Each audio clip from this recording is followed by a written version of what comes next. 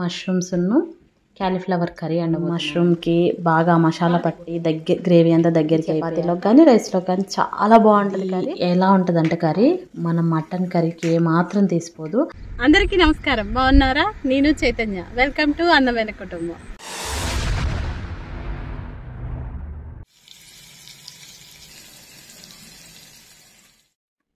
నేను ఈరోజు మష్రూమ్స్ను cauliflower curry వండబోతున్నానండి. ఎలా వండానో చూద్దానండి. ముందుగా స్టవ్ వెలిగించి కళాయి పెట్టుకున్నాను. కళాయి వేడెక్కాక 2 స్పూన్ల ఆయిల్ వేసుకున్నాను. తర్వాత 4 పచ్చిమిరపకాయలు, కొంచెం కరివేపాకు, ఉల్లిపాయలు వేసి బాగా కలుపుకోవాలండి. ఉల్లిపాయలు సన్నగా తరుక్కుంటే తొందరగా వేగిపోతాయి. నేను హడావుడిగా వంట చేస్తూ లావుగా కట్ చేశాను, అందుకే తొందరగా వేగట్లేదని దాంట్లో ఉప్పు వేసి మగ్గించాను. మనం హడావుల్లో గబగబా కట్ చేసినప్పుడు కొంచెం లావుగా వస్తాయి కదా ఉల్లిపాయలు. అలాంటి టైంలో మనం ఉప్పు వేసామనుకోండి తొందరగా మగ్గిపోతాయి. ఇది బాగా వేగిన తర్వాత కొంచెం పసుపు వేసుకోవాలి. పసుపు వేసుకొని బాగా కలుపుకోవాలి. నేను చిన్న చిన్న మష్రూమ్స్ తీసుకున్నాను.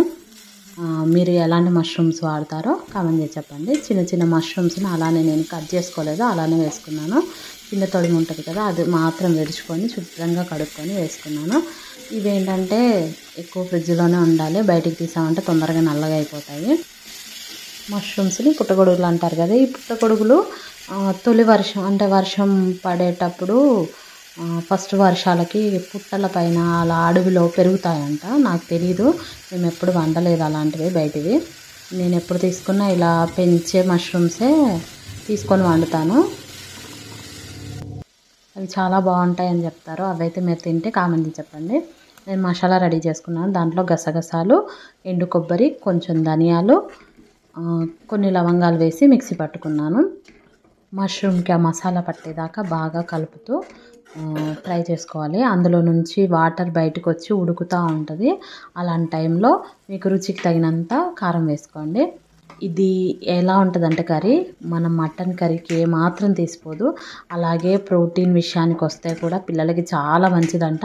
మనము మటన్లో ఎంత ప్రోటీన్స్ ఉంటాయో ఈ మష్రూమ్స్ కర్రీలో కూడా అంత ప్రోటీన్స్ ఉంటాయంట. అది తెలిసిన కాన్సెప్ట్ అయితే నేను ఎక్కువగా మష్రూమ్ కర్రీ చేస్తాను. నెలకు ఒక్కసారైనా 2 సార్లైనా చేస్తాను. తగినంత వాటర్ వేసుకున్నాను. ఆ వాటర్ బాగా మరుగుతుంటే క్యాలీఫ్లవర్ పెద్దగా కట్ చేసుకొని అవి పెద్ద పెద్ద పువ్వుల్లాగా ఉండేటట్టు, అంటే అవి తింటుంటే చాలా టేస్టీగా ఉంటుంది, అలా ఉండేటట్టు ఉడకబెట్టుకున్నాను. అవి అందులో వేసి బాగా కలుపుకొని మూత పెట్టుకున్నాను.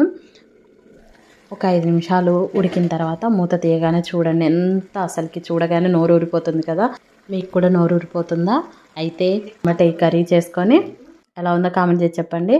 అది మష్రూమ్కి బాగా మసాలా పట్టి గ్రేవీ అంతా దగ్గరికి అయిపోయాక కొంచెం కొత్తిమీర వేసుకొని దించుకొని టేస్టీగా తినేయడం. ఇది చపాతీలో కానీ రైస్లో కానీ చాలా బాగుంటుంది కర్రీ. మటన్కి ఏమాత్రం తీసిపోదు. మీరు ఒకసారి ట్రై చేయండి. వీడియో చూసి వెళ్ళిపోకుండా లైక్ చేయండి, షేర్ చేయండి, సబ్స్క్రైబ్ చేయండి. Thank you.